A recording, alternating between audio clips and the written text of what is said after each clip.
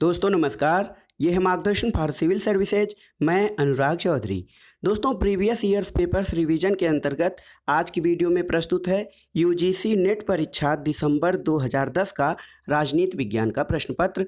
इसमें हम कुल 50 प्रश्नों को सॉल्व करेंगे जो आपके आगामी परीक्षाओं के लिए बहुत ही महत्वपूर्ण तथा उपयोगी है। तो आइए शुरू करते हैं आज का वीडियो। राजनीति विज्ञान यूजीसी नेट दिसंबर 2010 प्रश्न पत्र। दोस्तों ये जो प्रश्न पत्र है इसका पहला खंड जो है राजनीति सिद्धांत और विचार से है। पहला प्रश्न देखते हैं। उग्र मानवतावादी चरण के दौरान एमएन राय ने किसकी वकालत की अर्थात किसका पक्ष लिया था? ऑप्शन है आपके द्विदलीय व्यवस्था, एकल दलीय व्यवस्था, दल विहीन व्यवस्था और बहुदलीय व्यवस्था। तो सही उत्तर आपका हो जाएगा ऑप्शन सी। उग्र मानवतावादी चरण के दौरान मानवेंद्र नाथ राय ने दल विहीन व्यवस्था की वकालत की थी। अगला प्रश्न है। अंबेडकर ने अपनी पुस्तक द अनटचेबल्स में अछूत उद्भव के लिए कौन सा सिद्धांत प्रस्तुत किया था? तो सही उत्तर है अछूत का बौद्ध धर्मी उद्भव। अंबेडकर ने अपनी पुस्तक द अनटचेबल्स में अछूत का बौद्ध धर्मी उद्भव का सिद्धांत प्रस्तुत किया। दोस्तों भीमराव अंबेडकर ने हिंदू धर्म के भीतर निम्न जातियों के उद्धार की संभावनाएं धूमिल होती देखकर अपने अनुयायियों को बौद्ध धर्म अपनाने की सलाह दी और अंत में उन्होंने स्वयं भी बौद्ध धर्म अपना लिया था। अगला प्रश्न देखते हैं। पाश्चात्य राजनीतिक चिंतन से संबंधित है। सेंट ऑगस्टाइन की द सिटी ऑफ गॉड उनकी पुस्तक है, उसको निम्नांकित पर प्रथम पुस्तक समझा जाता है। तो ऑप्शन है धर्म का दर्शन, तुलनात्मक दर्शन, इतिहास का दर्शन और ईसाई धर्म का दर्शन। तो सही उत्तर है ईसाई धर्म का दर्शन। दोस्तों सेंट ऑगस्टाइन की कृति है सिटी ऑफ गॉड। इसके अंतर्गत इन्होंने बहुदेववादियों के तर्क का उत्तर देने का प्रयत्न किया था और ये कुल मिलाकर क्रिश्चियनिटी जो है ईसाई धर्म उसके दर्शन को प्रतिपादित करने वाली पुस्तक है द सिटी ऑफ गॉड। अगला प्रश्न देखते हैं। अतिकल्पना के आविष्कार के रूप में प्राकृतिक अधिकारों को किसने दोषी पाया? लॉक, बेंथम, रूसो और जेएस मिल। तो दोस्तों सही उत्तर है उत्तर सी आपका ऑप्शन सी रूसो। रूसो के अनुसार प्राकृतिक अवस्था में मनुष्य एकाकी, स्वतंत्र, नैतिक, भौतिक भावनाओं से मुक्त, निस्वार्थ, संपत्ति और परिवार से रहित आदिम स्वर्ण युग की स्वर्गीय दशा में रहता था और उसने माना कि प्राकृतिक अधिकार अतिकल्पना के आविष्कार हैं। अगला प्रश्न है। पूंजीवादी व्यवस्था के अंदर एक व्यक्ति की स्वतंत्रता को बचाने के लिए छुटपुट समायोजनों के साथ सुझाव किस सिद्धांत ने दिए? तो दोस्तों जो पूंजीवादी व्यवस्था है उसके अंतर्गत व्यक्ति की स्वतंत्रता को बचाने का प्रयास उदारवादी व्यक्तिवादी सिद्धांत में दिया गया था। तो ऑप्शन सी आपका सही है उदारवादी व्यक्ति सिद्धांत। अगला प्रश्न है। इस बात पर किसने जोर दिया कि सरकार का प्रकार आर्थिक और भौगोलिक कारकों पर निर्भर करता है? ऑप्शन है आपके जीन बोदा, प्लेटो, सिसरो और मैकियावेली। तो सही उत्तर है option A gene Boda. Gene बोदा ने इस बात पर जोर दिया कि सरकार का प्रकार आर्थिक और भौगोलिक कारकों पर निर्भर करता है।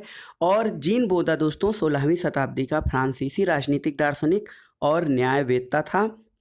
राजनीतिक दर्शन के क्षेत्र में बोधा की ख्याति उसके प्रभुसत्ता की संकल्पना से है। अगला प्रश्न देखते हैं, बहुत ही महत्वपूर्ण है।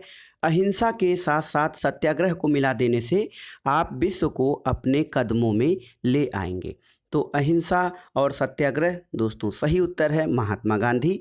जहां पर अहिंसा और सत्याग्रह दोनों है वहां पर आपका सही उत्तर महात्मा गांधी हो जाएगा। महात्मा गांधी ने कहा था कि अहिंसा के साथ सत्याग्रह को मिला देने से आप विश्व को अपने कदमों में ले आएंगे। अगला प्रश्न है। द्वंद्वात्मक पद्धति या डायलेक्टिकल मेथड सर्वप्रथम किसने प्रतिपादित किया था? अरस्तु, हीगल, मार्क्स और टॉल्स्टॉय। तो सही उत्तर है ऑप्शन बी हीगल ने सबसे पहले द्वंद्वात्मक पद्धति का प्रतिपादन किया था। अगला प्रश्न दोस्तों कथन कारण से संबंधित है। देखते हैं कथन क्या है। कथन है राज्य न तो प्रभु के हाथ का कार्य है, न ही सर्वोच्च भौतिक शक्तियों का परिणाम है, न ही संकल्प या रूढ़ की उत्पत्ति है, न परिवार का विस्तार है। ये कथन सही है। कारण है कि राज्य प्राकृतिक विकास की संस्था है। तो दोस्तों ए और आर दोनों सही हैं और आर ए का सही व्याख्या करता है, तो इस दृष्टि से आपका ऑप्शन ए सही हो जाएगा। अगला प्रश्न देखते हैं, कथन कारण से ही है। कथन है मानव चेतना स्वतंत्रता की चाह करती है, स्वतंत्रता अधिकारों की मांग करती है और अधिकार राज्य की मांग करते हैं। कथन सही है। कारण राज्य का संविधान अधिकारों की अत्यधिक सुरक्षित गारंटी है। तो दोस्तों जो कथन और कारण है दोनों सही हैं और कारण कथन की सही व्याख्या भी करता है। नीचे दो सूचियां दी गई हैं। सूची 1 का सूची 2 से मिलान कराना है और इसके आधार पर सही कूट का चयन करना है। देखिए सैमुअल पी हंटिंगटन, ये fault line of civilization, Samuel P Huntington की कृति है fault line of civilization. John Rawls की है, आप जानते हैं, theory of justice. Samir Amin की डिपेंडेंसी, इन्होंने निर्भरता सिद्धांत दिया है। और रोनाल्ड एच चिलकोटे का है पॉलिटिकल इकोनॉमी। तो दोस्तों इस आधार पर सही उत्तर आपका हो जाएगा ऑप्शन डी। अगला है एनहिलेशन ऑफ कास्ट कृति किसने लिखी है? तो एनहिलेशन ऑफ कास्ट जो है वो B.R. अम्बेडकर की रचना है और दोस्तों 1936 के वार्षिक सम्मेलन के लिए उनके द्वारा तैयार किया गया। जाति प्रथा उन्मूलन शीर्षक ऐतिहासिक महत्व रखता है। तो इस हिसाब से जाति प्रथा उन्मूलन या एनहिलेशन ऑफ कास्ट की रचना डॉक्टर भीमराव अम्बेडकर के द्वारा की गई थी। अगला प्रश्न तुलनात्मक राजनीति और राजनीतिक विश्लेषण से है। प्रश्न है राजनीतिक व्यवस्था की क्षमताओं की अवधारणा किसने दी है? तो दोस्तों राजनीतिक व्यवस्था की क्षमता की अवधारणा लुसियन पाई के द्वारा दी गई है। ऑप्शन ए सही है। लुसियन पाई ने राजनीतिक विकास से संबंधित 3 लक्षणों समानता, क्षमता और विभेदीकरण कहा है। अगला प्रश्न है दबाव समूह यानी प्रेशर ग्रुप की भूमिका किसके कल्याण तक सीमित होती है? तो ऑप्शन है समाज के सीमांतक वर्ग, समाज के समस्त वर्ग, सिर्फ उसके अपने सदस्य और समष्टि मानवता। तो दोस्तों दबाव समूह एक ऐसा ग्रुप होता है जो अपने सदस्यों के हित और कल्याण के लिए सरकार पर और उसके नीतियों पर दबाव डालकर उसको बदलवाने का प्रयास करता है। तो देखिए ऑप्शन सी सिर्फ उसके अपने सदस्यों के कल्याण तक दबाव समूहों की भूमिका सीमित होती है। अगला प्रश्न है पॉलिटिकल आर्डर इन चेंजिंग सोसाइटीज़ की रचना किसके द्वारा की गई है? तो पॉलिटिकल आर्डर इन changing society Samuel P Huntington की रचना है। अगला प्रश्न है दोस्तों देखिए सूची 1 का सूची 2 से सुमेलन कराना है। विल्फ्रेड पेरेटो, आप जानते हैं अभिजनों का संचरण, पेरेटो एक अभिजनवादी विचारक हैं। कार्ल ड्यूस का राजनीतिक संप्रेषण है। मैक्स वेबर की ख्याति नौकरशाही सिद्धांत में है और डेविड एप्टर आधुनिकीकरण की राजनीति। तो ऑप्शन डी सही उत्तर है। अगला प्रश्न देखते हैं। अगला प्रश्न है निम्नांकित का सही अनुक्रम बताना है आपको। जो घटनाएं हैं स्वतंत्र देशों का राष्ट्रमंडल, यूएसए में नागरिक अधिकार आंदोलन, भारत का प्रथम आम चुनाव और यूनाइटेड किंगडम में गौरवमयी क्रांति। तो सबसे पहले दोस्तों यूनाइटेड किंगडम की गौरवमयी क्रांति हुई थी, ये देखिए पहले स्थान पर आ जाएगा। यूनाइटेड 1688 में हुई थी। उसके बाद यूएसए में नागरिक अधिकार आंदोलन 1920 में हुआ था, तो ये देखिए 4-2 हो जाएगा।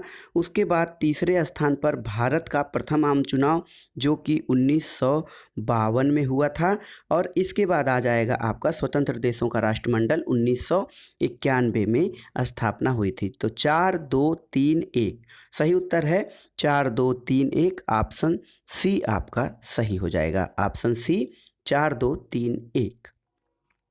अगला प्रश्न है यूनाइटेड किंगडम के पूर्ववर्ती प्रधानमंत्रियों का सही क्रम आपको बताना है। तो देखिए आपके प्रधानमंत्री हैं मार्गरेट थैचर, डिज़रेली, टोनी ब्लेयर और विंस्टन चर्चिल।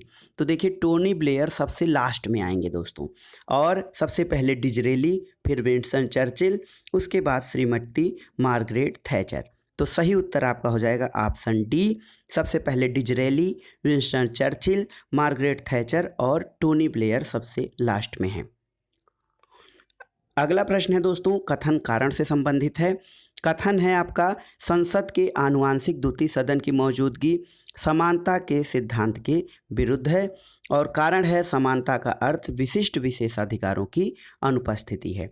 तो दोस्तों, लॉर्ड सभा को इंग्लैंड की लोकतांत्रिक प्रणाली में एक कुलीन तंत्री संस्था कहा गया है, क्योंकि इसकी सदस्यता का प्रमुख आधार वंशानुगत है और ब्रिटेन के रूढ़िवादी लोग इसे राष्ट्रीय परंपरा का प्रतीक मानकर इस पर गर्व करते हैं। अगला प्रश्न कथन कारण से संबंधित है। कथन है लोकतांत्रिक देश में सरकार वर्ग और संपत्ति के अंतरों की उपेक्षा करती है। कारण है लोकतांत्रिक देश में वोट देने और राजनीति में सहभागिता करने का अधिकार इस तथ्य से निर्धारित होता है कि वह वयस्क नागरिक है। तो इसमें देखिए दोस्तों, ए और आर दोनों सही हैं और आर ए की सही व्याख्या नहीं करता है।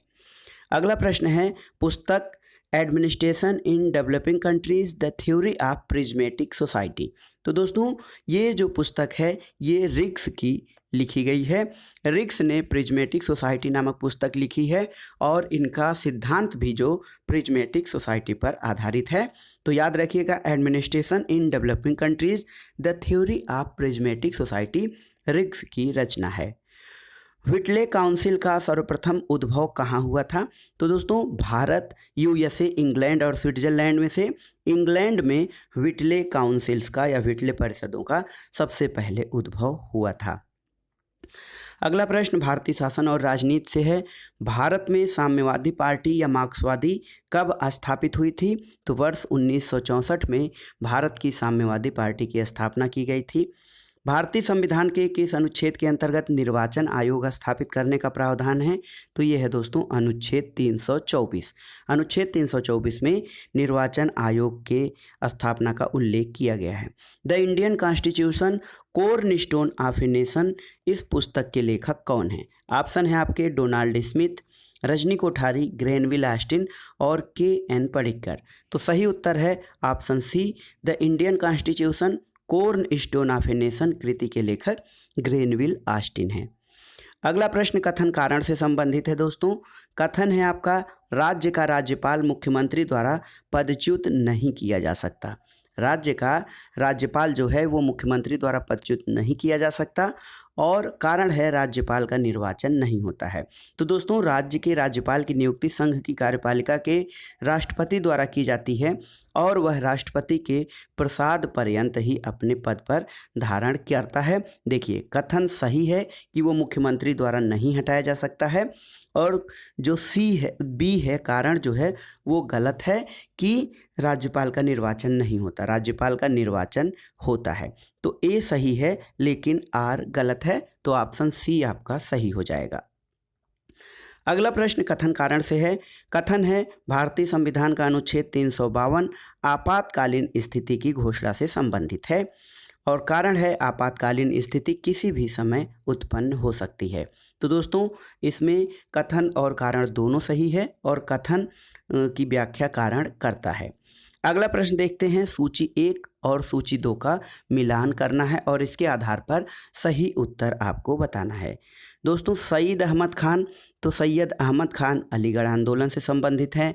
जयप्रकाश नारायण संपूर्ण क्रांति, बाल गंगाधर तिलक केसरी के संपादक रहे और यमके गांधी यानी मोहनदास करमचंद गांधी जी ने यंग इंडिया का संपादन किया था। अगला प्रश्न देखते हैं। सूची 1 का सूची 2 से सुमेलन कराना है। तो क्रिप्स प्रस्ताव दोस्तों, इसका सन है 1942। भारत सरकार अधिनियम 1935 है। इसके बाद देखते हैं मंत्रिमंडल मिशन योजना 1946 या कैबिनेट मिशन और नागरिक अवज्ञा आंदोलन 1930।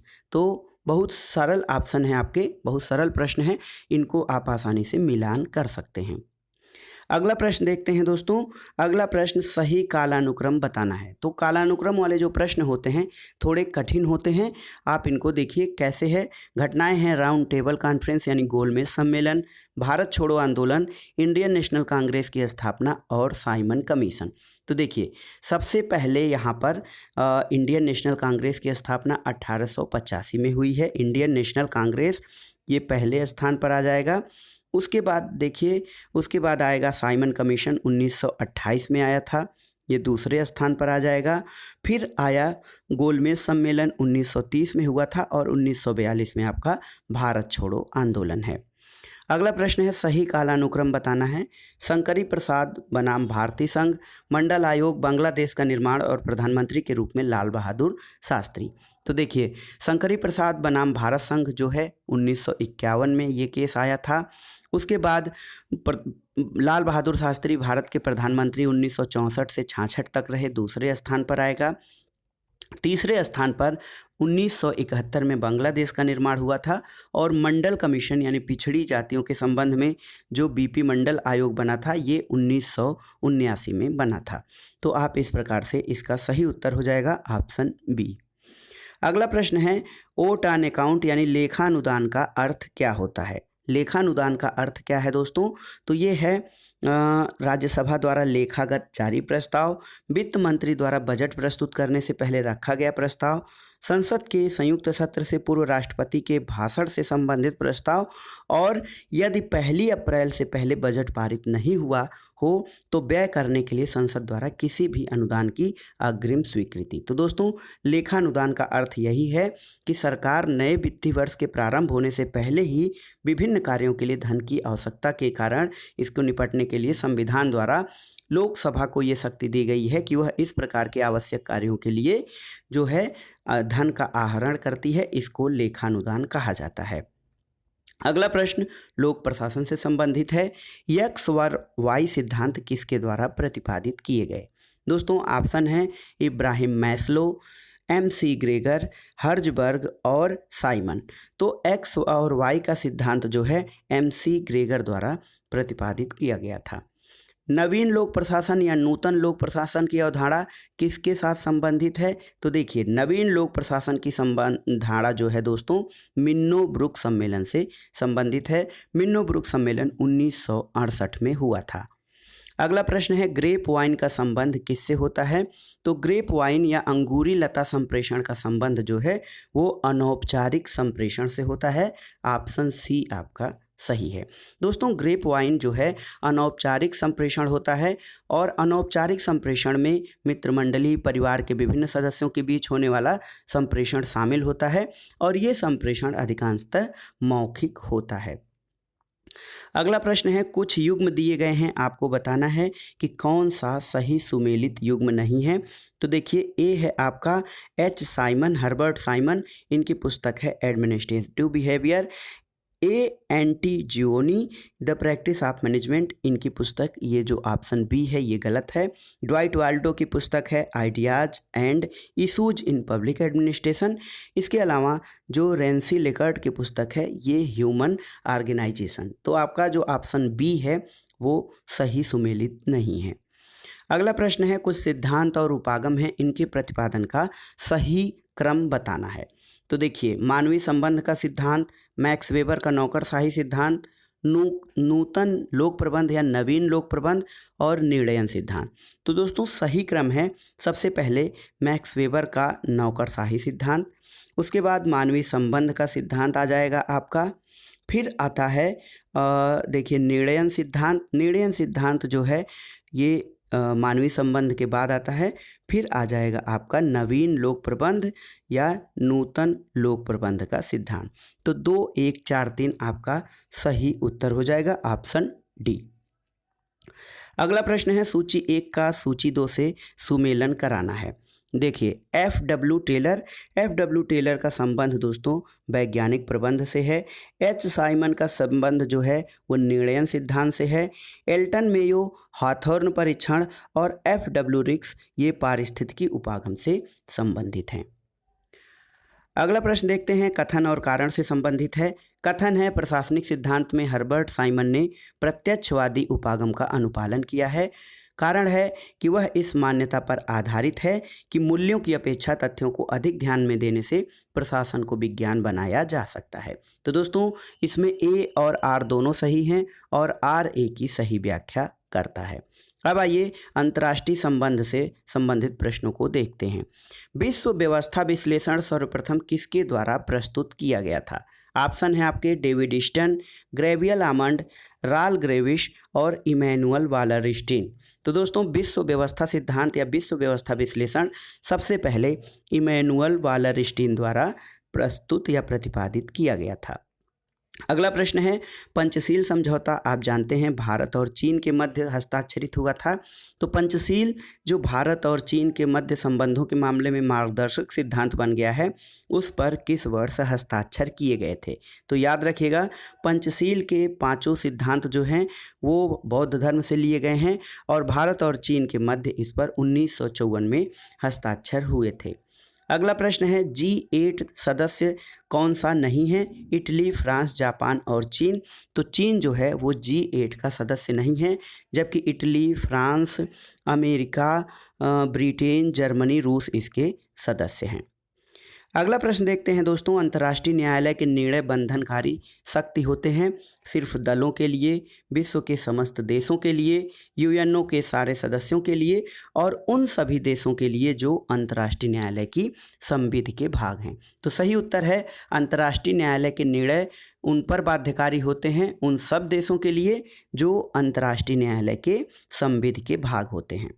अगला प्रश्न है कौन यथार्थवादी संप्रदाय के साथ संबंधित नहीं है? ऑप्शन है आपके Max Weber, Edward H Carr, Hans J Morgenthau और एल्डो हक्सले। तो सही उत्तर है एल्डो हक्सले। दोस्तों एल्डो हक्सले जो हैं वो यथार्थवादी संप्रदाय के साथ संबंधित नहीं हैं, जबकि मैक्स वेबर, मार्गेनथाउ और कार जो हैं ये सभी यथार्थवादी संप्रदाय से संबंधित हैं। अगला प्रश्न कथन कारण से है।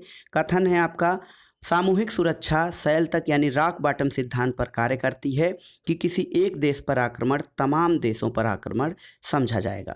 कारण है कि युद्धों का होना संभावित रहता है और कि उन्हें रोकने की ज़रूरत रहती है। तो दोस्तों ए और आर दोनों सही हैं और आर ए की सही व्याख्या नहीं करता है।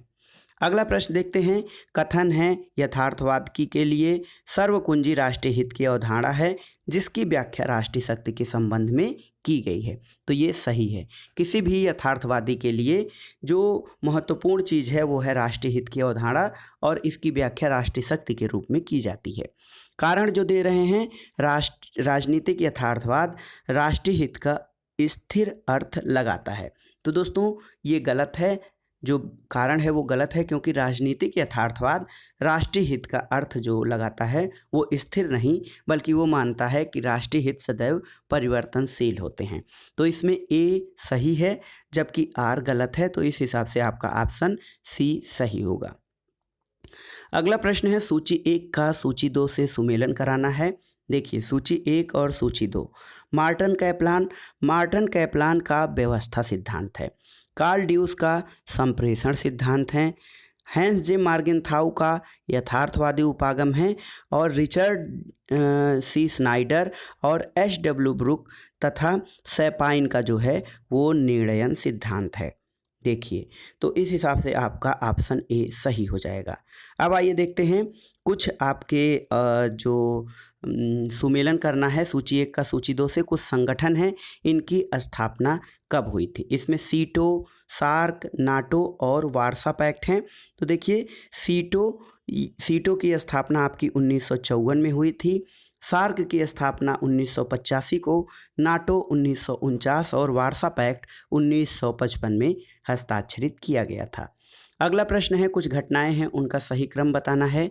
चीन द्वारा भारत पर आक्रमण, बांग्लादेश स्वतंत्रता युद्ध, राजीव जयवर्धने समझौता और कारगिल युद्ध। तो आप देखिए कारगिल युद्ध सबसे बाद में हुआ था और चीन द्वारा भारत पर आक्रमण सबसे पहले। तो चीन द्वारा भारत पर आक्रमण 1962 में हुआ था, बांग्लादेश का स्वतंत्रता युद्ध 1971 में, राजीव जयवर्धने समझौता 1987 में और कारगिल युद्ध आपका 1999 में हुआ था। अगला प्रश्न और इस वीडियो का आखिरी प्रश्न है दोस्तों, कुछ घटनाएं हैं उनका सही क्रम बताना है। पीटीबीटी यानी partial test ban treaty, Pokhran आणविक परीक्षण 1, एनपीटी और सीटीबीटी। तो पीटीबीटी यानी पार्शियल टेस्ट बैन ट्रीटी आंशिक परमाणु प्रतिबंध परीक्षण संधि 1963 में हस्ताक्षरित हुआ, सीटीबीटी 1996 में, एनपीटी 1968 में और पोखरण विस्फोट 1974 में हुआ था। तो क्रम हो जाएगा आपका पीटीबीटी, उसके बाद एनपीटी, फिर पोखरण और उसके बाद सीटीबीटी सबसे लास्ट में 1996 में हुआ था। तो दोस्तों ये था आज का video. Previous years paper revision में आपने देखा जो यूजीसी नेट परीक्षा थी उसका दिसंबर 2010 का प्रश्न पत्र, इसमें हमने 50 प्रश्नों को शामिल किया था और ये प्रश्न आपके आगामी यूजीसी नेट परीक्षा के लिए बहुत ही महत्वपूर्ण है। वीडियो कैसा लगा हमें कमेंट बॉक्स में ज़रूर बताइएगा। वीडियो को लाइक करें, शेयर करें और इस चैनल मार्गदर्शन फॉर सिविल सर्विसेज को सब्सक्राइब करें। वीडियो देखने के लिए धन्यवाद। नमस्कार दोस्तों।